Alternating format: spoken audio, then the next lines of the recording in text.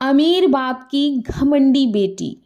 हरीश शहर के एक कॉलेज में पढ़ता था और हरीश बहुत गरीब घर से था। उसी कॉलेज में अनन्या नाम की लड़की भी पढ़ती थी जिसके पिताजी बहुत अमीर थे। हरीश को अनन्या बहुत अच्छी लगती थी। देखते देखते उसे अनन्या से प्यार हो गया।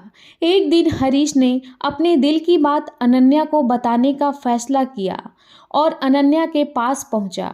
उसे पता नहीं था कि अनन्या को पैसों का बहुत घमंड है और गरीबों को वह गिरी नज़रों से देखती है। हरीश ने जब अनन्या से प्यार का इजहार किया तो वह उसे नीचा दिखाकर बोली, मेरी जूती खरीदने की तुम्हारी औकात नहीं है। चले हो मुझसे प्यार करने, कहाँ कहाँ से मुंह उठाकर चले आते हैं। मैं तुम जैसे गरीब से प्यार नहीं कर सकती। हरीश को बहुत बुरा लगा। वह चुपचाप वहाँ से चला गया। कॉलेज खत्म हो गया। सब अपनी अपनी ज़िंदगी में आगे बढ़ गए। 15 साल बाद अचानक एक शॉपिंग मॉल में अनन्या हरीश से मिल गई और उसे कॉलेज की बात याद आ गई। वह फिर हरीश को नीचा दिखाते हुए बोली, अरे तुम तो वही हो जिसने कॉलेज में मुझे प्रपोज किया था। क्या कर रहे हो आजकल? खैर, जो भी कर रहे हो, मैं तुम्हें बता दूं कि मेरी शादी हो गई है और मेरे पति एक बहुत बड़ी कंपनी में नौकरी करते हैं। महीने के 7 लाख कमाते हैं। वैसे तुम्हारी सैलरी कितनी है? 20,000 भी कमाते हो या नहीं? हरीश खामोश रहा। वह ये देखकर हैरान था कि इतने साल बाद भी अनन्या नहीं बदली। तभी अनन्या का पति वहां आ गया। अनन्या अपने पति के हाथों में हाथ डालकर घमंड से इठलाते हुए बोली, ये हैं मेरे हस्बैंड जिनके बारे में मैं तुम्हें बता रही थी। फिर अनन्या ने अपने पति से बोला, डियर ये हैं।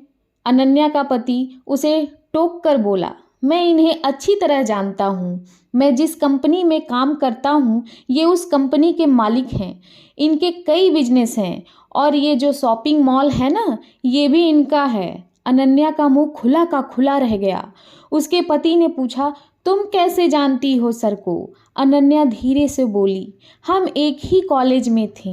अरे तब तो तुम उस घमंडी लड़की को जरूर जानती होगी जिसने सर की गरीबी के कारण इनका प्यार ठुकरा दिया था और बहुत बेइज्जत किया था। सर ने उसी दिन ठान लिया था कि जिंदगी में एक बहुत बड़ा मुकाम हासिल करना है और सर ने किया भी। आज वो लड़की सर को देखती तो जरूर पछताएगी। अनन्या शर्म से मरी जा रही थी और हरीश मुस्कुरा रहा था। अनन्या ने अपने शब्दों से उसे नीचा दिखाना चाहा था, मगर वह अपनी मेहनत से इतना ऊंचा उठ गया था कि अब अनन्या खामोश हो चुकी थी। सीख दोस्तों, जब सफलता शोर मचाती है तो वो सारी आवाज़ें खामोश हो जाती हैं जो अब तक कांटा बनकर आपको चुभा रही थीं। आपको मेरी कहानी अच्छी लगी हो तो लाइक और शेयर करें। चैनल को अभी तक सब्सक्राइब नहीं किया है तो सब्सक्राइब कर लें।